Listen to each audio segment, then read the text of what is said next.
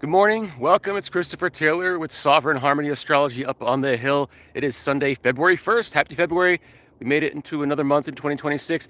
I'm going to go over the astrology for this first week, the 1st through the 7th. If you're interested in more about the month of February in general, I did put a video up recently. It's on my YouTube channel, Christopher Taylor-Sovereign Harmony, also on Sovereign Harmony Astrology and on Instagram, and Sovereign Harmony Astrology on Facebook. Didn't post it on TikTok because TikTok was being a little wonky last week. But anyway, I will post this one on TikTok.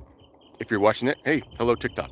Anyway, so 1st to the 7th of February, 2026. Very potent week. I just watched, as I was hiking up here, I watched the setting full moon in Leo, which is peaking today at about 2 p.m., a little after 2 p.m. Pacific time, so adjust for your time. So really nice moon this morning, before it set over the ocean here, but very significant as well. All the personal planets are on the other side of this full moon in Leo, so they're all in Aquarius, and all of these personal planets, that's going to be Mercury, Venus, Sun, and Mars, have all recently joined Pluto in Aquarius over the past couple of weeks. So this has been a deep internal transformation on multiple levels personally, okay, to match the collective shift into Aquarian consciousness. That goes back to 2020 in the last few years with some outer planets moving through Aquarius, okay?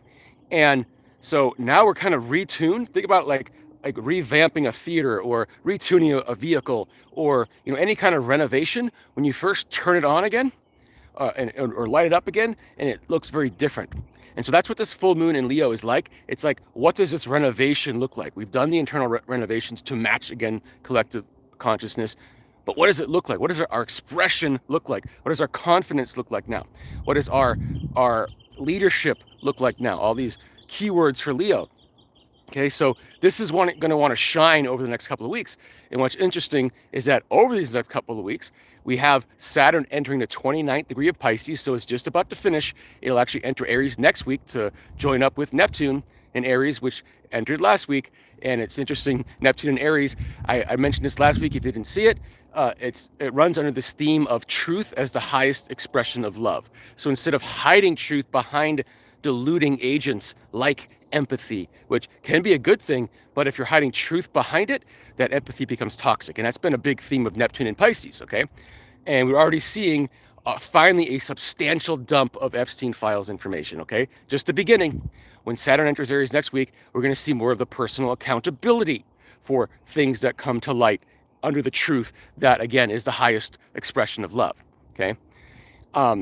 And we also had some information with some diving into Fulton County, Georgia, and the voting from 2020, which was during Neptune and Pisces and Pluto and Capricorn. So a very nebulous time, also a time when top-down power was in charge and doing some maybe unscrupulous things. We don't know, but we'll find out. Neptune and Aries is going to make sure that the truth is the highest expression of love. When Saturn gets there again next week, it's about the accountability on a personal level. It's our personal responsibility. Okay, so in addition to Saturn being at the 29th degree of Pisces over the next couple of weeks, as we're illuminated in this new revamped, renovated self, we also are in the last couple weeks of the shedding associated with the wood snake from the Chinese New Year. On the horizon, in a couple of weeks, we have the solar eclipse in Aquarius that ushers in the fire horse year, okay, when things start moving. But we're still a little bit in that phase of shedding. So Saturn in Pisces, 29th degree, the wood snake, the last couple of weeks, it's very, very common theme there of we're in a final couple of weeks of shedding as we're shining. So think of it as like we are kind of like this butterfly that's escaping the chrysalis here, because as we get to this eclipse season, that's really what this represents, is we're finally in that butterfly phase. And think of it as like we're emerging from the chrysalis. And as we're emerging, we're shedding all the junk that is part of that chrysalis, okay?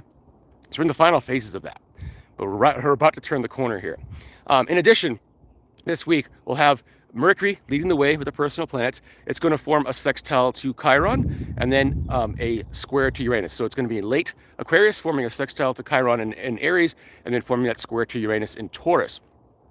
Right on its heels is Venus. Venus will form that same sextile to Chiron in Aries, and then that square to Uranus and Taurus from Aquarius as well.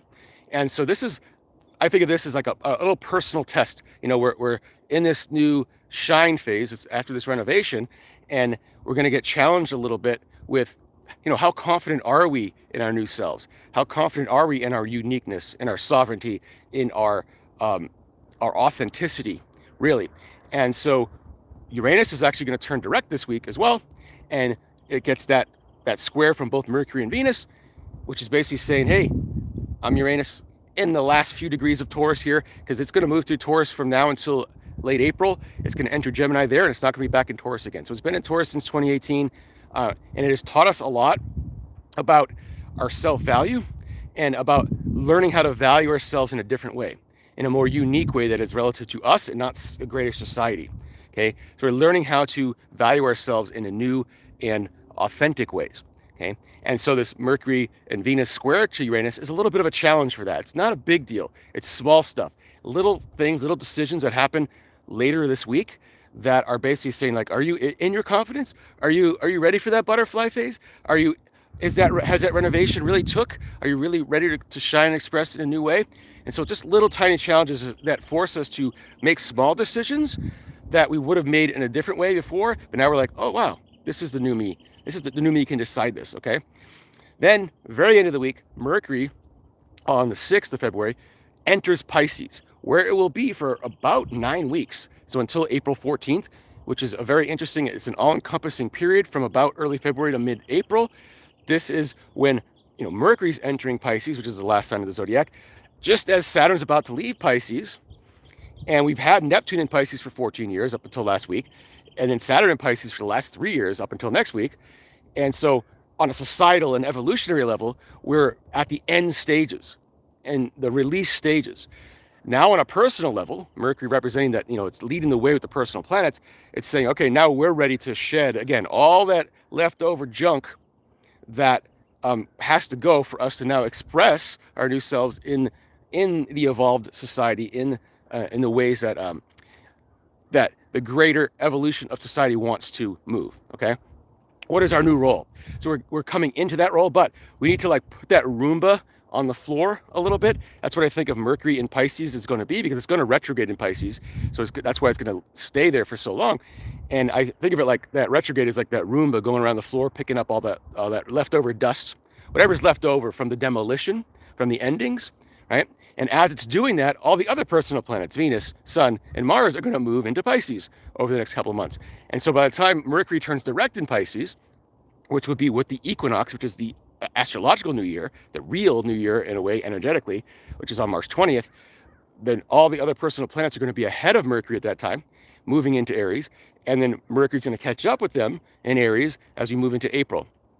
And then that's when Uranus enters Gemini, and we're really, well on to the other side. We've released everything that needs to be released on a societal level and a personal level. We're taking on more personal responsibility with that Saturn-Neptune conjunction in February. That'll be later in February, in a couple of weeks. We'll talk about that. And so it's kind of this whole new world, and we're a whole new person that has to fit into that world, or to, infuse ourselves authentically into that new evolving society. So a lot of stuff going on this week. That's why I said if you want to catch the entire month of February, I go over the major themes in my latest video last week that you can find on YouTube, on Instagram and Facebook. It's Sovereign Harmony Astrology, or on YouTube it's Christopher Taylor - Sovereign Harmony Astrology. And I go over that. It's about a 15-minute video.